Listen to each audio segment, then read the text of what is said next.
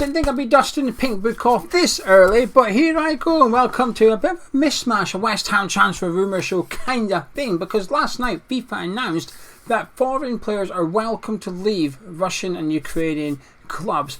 For now, they have to return to the parent clubs at the end of June, but they're welcome to go and find a new club in the meantime. So essentially, clubs can get a player that is contracted to a Ukrainian or Russian club that is a foreigner, so you can't go get a Russian player from a Russian club, for example. So West Ham have been linked to a few in the past. Daizuba, the big 10-foot giant, the Russian captain, you can't go get him. He's not available. But any foreign players in Russia and any foreign players in Ukraine are more than welcome to go, and essentially their contracts have been suspended with their parent club, so they can go and sign for somebody else in the meantime, but they've got to return there by the end of June.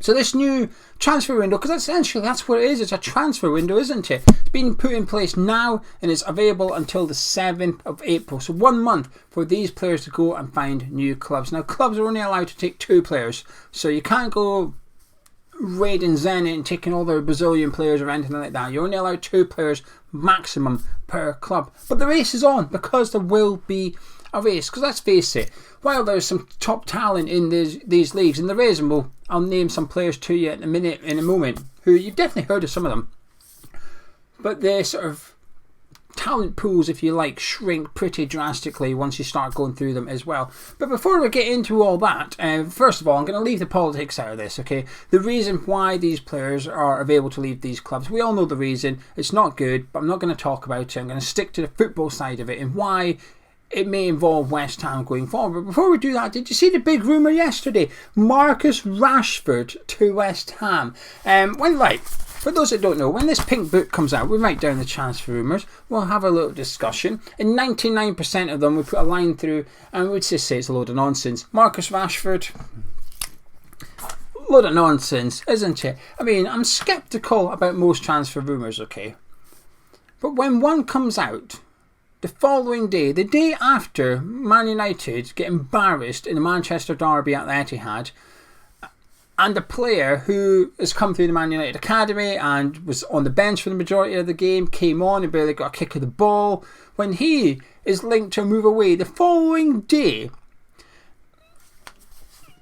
it's a bit convenient, isn't it? And it's not just us. It's not just West Ham that's been linked to Marcus Rashford. There's a few other clubs as well. And if you haven't seen the rumour, don't worry. You don't need to. You can work out who the other teams are. You're probably already thinking this team, that team. You're probably correct as well. Just imagine the Premier League table, and you, the journalist, decide you're going to link Marcus Rashford to some Premier League clubs. What are you going to do? You're going to rule out the top teams, aren't you? I mean, you're not going to City, Liverpool, Chelsea, rule them ones out. Then you go down to the bottom and you go, well, he's not going to go to Norwich or Watford or Burnley. We'll rule them out. Before you know it, you're only left with 3, 4, 5 teams in there. The ones competing for the Europa League, the ones that might compete for the Europa League next season, like Aston Villa, for example. And you might think, is that who? Yeah, pretty much. Them, that teams that you've just thought of, that's who Marcus Rashford has been linked to. So I don't believe it, but not going to lie, we love him at West Ham. I think it would be a good move for him as well. I think his career's gone a bit stale, hasn't it? His time, he's sort of struggling a little bit at Man United. He's having a crap season at Man U. He's done a lot of fantastic work off the pitch. It's probably impacting him on the pitch. I think if you can just get away from Manchester, get away from Manchester United, get away from the limelight, it's not a good place to be. Media enjoy seeing Man United fail because they're the biggest club, and one of the biggest clubs in the world. And when they're struggling, it gives journalists something to write about. So when Man United are struggling, they're there like vultures picking them off, aren't they, for a little bit of clickbait. Hell, I'm no different. I've got Marcus Rashford in the title of this video. I'm clickbaiting it with Marcus Rashford.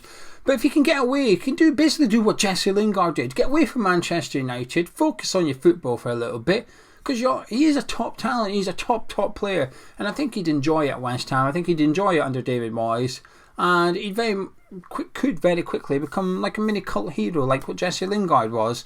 And we'd love to see him here, just don't really believe it. Anyway, let's get back to the Russian and Ukraine thing. So they've explained what's happening. The players based in Ukraine and Russia can go sign for someone else. It's essentially a free loan move, but it's got to be done the next month. So who could we get? Well, first of all, there's 3 ex-West Ham players based in the Russian league. I had a quick squiz of the players and I picked out there's possibly more. But Victor Moses is one of those. could do a job at someone, couldn't he? I'd imagine Victor Moses won't be short of suitors.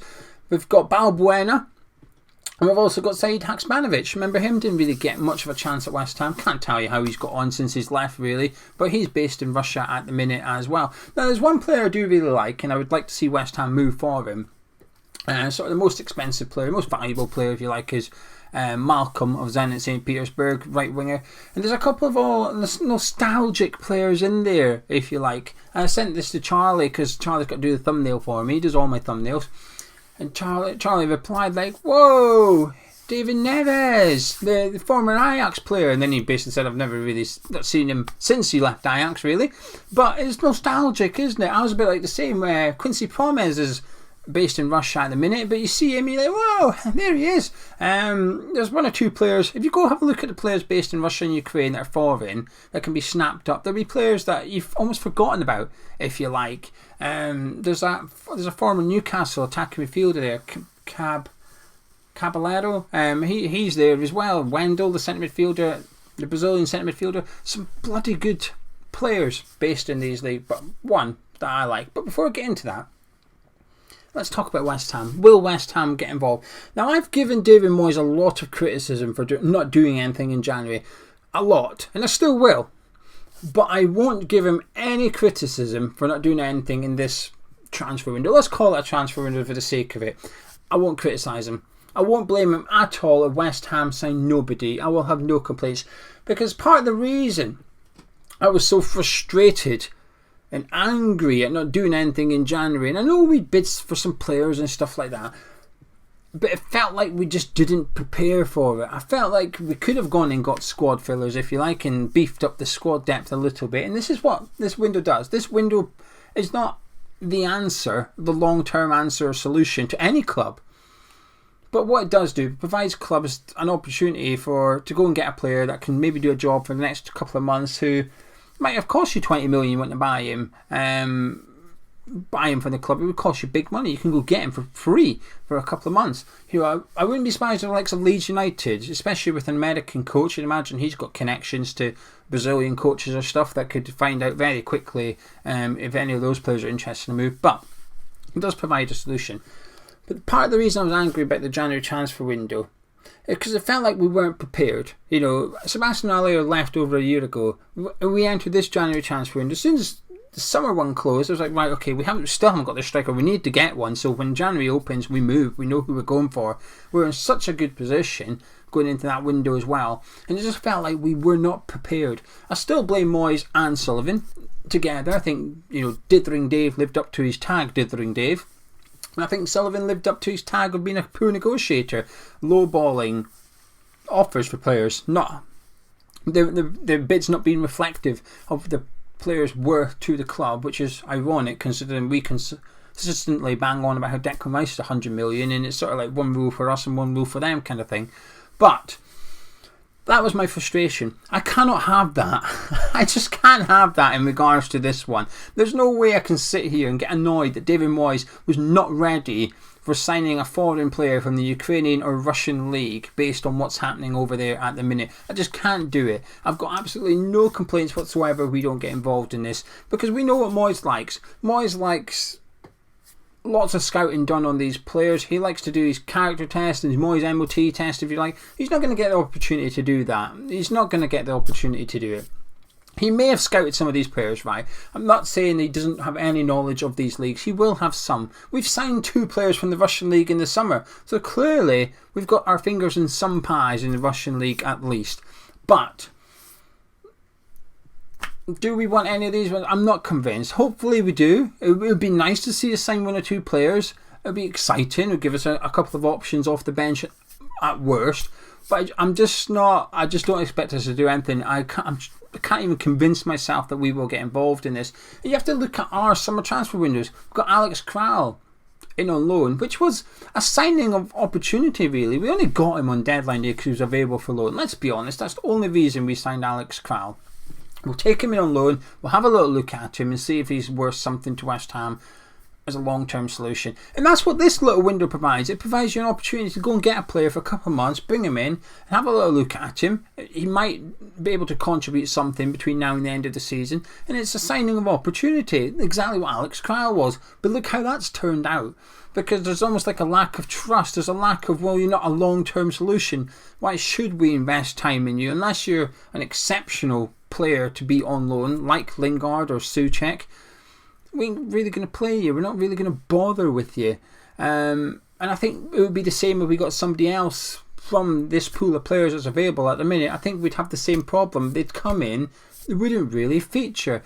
With Vlasic, now we can all sit here and discuss how much we actually paid for him or whatever, but we know the deal was worth up to 27 million depending on the success of Nikola Vlasic at West Ham, and a success which hasn't been so far. Now I think there's a player in there, I still do, I still think there's a good player in Vlasic, but I'm not going to lie, I would have liked a little bit more evidence by now. You can count on one hand easily, I don't even think you need all 5 digits. Dan Burn would be able to count on his right hand. Dan Burn would be able to count on his right hand how many good games Vlasic has had for West Ham United.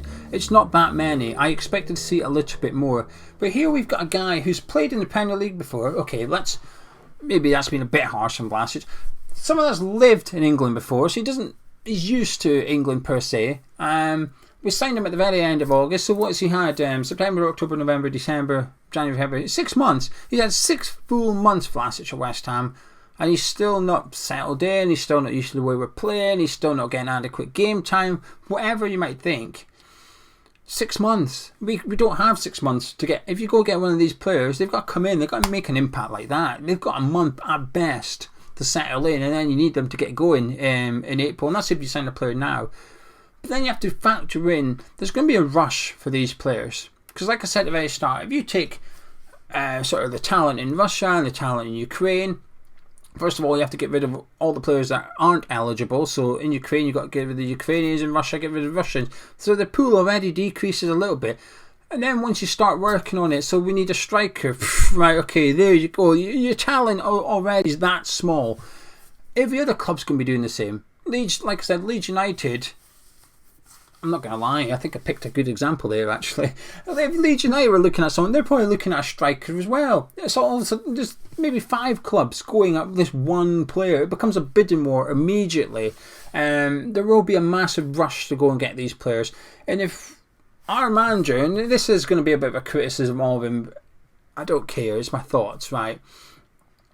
If our manager was looking, thinking we might get involved here, by the time Moyes has identified 1 or 2 of these players and decided, actually, yeah, I would like to make an offer for that player, he's probably going to be gone. You know, he'll probably leave it until 2 or 3 weeks into this 1 month window, and by that point they may have moved elsewhere, kind of thing. I don't expect us to get involved, and I will not blame David Moyes whatsoever. Like I said, I would like to see us get involved, just purely for numbers of the squad, if you like, but I'm not going to be sitting here banging on the desk upset that Moyes hasn't got anyone in, because I do wonder if he will though. I think in the last couple of weeks I've sensed a little bit of regret from Moyes. I could be picking this up wrong. This is how I interpret it, what he's been saying, and reading between the lines, if you like, and I might be doing 2 + 2 and coming up with 6 here. But in the last couple of weeks, his comments to me, he seems quite almost like angry with the January transfer window. Now he's probably angry with the criticism he's getting over the January transfer window, but I just feel like perhaps he wishes he did it a little bit differently, and rather than just setting his stall out for the top tier big ticket signings, maybe if he did just go and get a couple of squad filler players, if you like, so that he had options off the bench or options to rotate in the FA Cup. That's how I pick it up. I could be completely wrong, but if that's how he's feeling, I wouldn't be surprised if he thinks, ooh, might get involved here, because it's a bit of a get out of jail card, if you like, to some extent. Not just for Moyes, for every other club. Every other club that maybe missed something in January or maybe got something slightly wrong, they've got an opportunity here, because there is some damn good players in these countries. The one I like, Solomon, based in Ukraine. Now the reason I know him, I don't watch Ukrainian football surprisingly, is he plays for Israel, and Scotland seem to get Israel in every group. I think we played them about 200 times in the last year. It feels like every time we've got a World Cup qualifier, the Euro Championship qualifiers, the Nations League, and then when you do your group, and then you get into the playoffs for the Euro Championships or whatever. It feels like Israel's there again. I feel like we've played Israel every international break over the last three years. So I've seen him quite a lot. Don't get me wrong, I've seen Xavi that much as well, and wouldn't mind him at West Ham. But Solomon, oh, he's a good player, isn't he? An attacking midfielder, got an eye for goal, and that's what we're missing at the minute. Somebody that can just stick the ball in the back of the net, can help create, has a little bit of magic, and he's definitely got that in his locker. He's the one player, and I say the one player because it is the one player that I wouldn't mind us bringing in this window. If you guys have got players out there at home, there'll be a lot more knowledgeable people than me with the Russian and Ukrainian league. Put them in the comments below. I'll be back today to have a little look at them. But yes, to summarise, Rashford, don't believe it, would love him. As for this little transfer window, it's interesting. It's interesting. I've never seen anything like this before in football myself. So it's good to see FIFA being decisive. The reasons behind why FIFA are being decisive are obviously not good, but it gives clubs like West Ham an opportunity, and it gives players an opportunity to get out. And I'm glad it's for foreign players only. I know that sounds a bit rough, but it would be. I would never have wanted us to sign a Russian player, for example, because of Yarmolenko being at the club. You could never do that, but they're not up for grabs. It's foreign players only. So it'll be interesting. I think we're going to get linked to a few in the next few days. Why wouldn't we? Journalists who specialise in transfer windows rubbing their hands here. My pink book, I'm not going to lie, I need a new one. The last couple of times I've gone to get one of these, they've not been available. I think they've been discontinued. I'm getting a little bit worried. But look, I'm writing over writing because I've got no pages left. Because what's the pink book? I need it. Don't I need it for my transfer rumours? So next time I do another one of these shows, it might be a different pink book I've got. There was another different pink book. It was like an impersonator. It was a different shade completely. It was a different size. The lines on the pages were different. I didn't like it at all. It was like if you order Geo's pink book on wish.com, that was what was there in place of that. I wasn't very happy, as you can tell. But anyway, I'm going to disappear. Later tonight we'll have the preview of the Sevilla game. The Sevilla game, it's exciting, isn't it? I can't wait to film it with Gonzo actually. And then tomorrow night, so 7 PM, we're live with a cup of tea with myself and Gonzo. I've missed doing them. It's been ages since we've done one. But for reasons I've explained and obvious reasons, we've not been able to do them as often. So I'm looking forward to it. So if you're not doing anything tomorrow night at 7 o'clock, please come join us live. Because we've got the live chat open and we do get very interactive with it on this show. So it'll be a pleasure to have you join us. But if you enjoyed this video, drop a like on it. Leave your thoughts below as well on the news regarding players based in Ukraine and Russia. If there's anyone you'd fancy seeing at West Ham for the remainder of the season, subscribe if you're new to the channel. And I'll catch you tonight.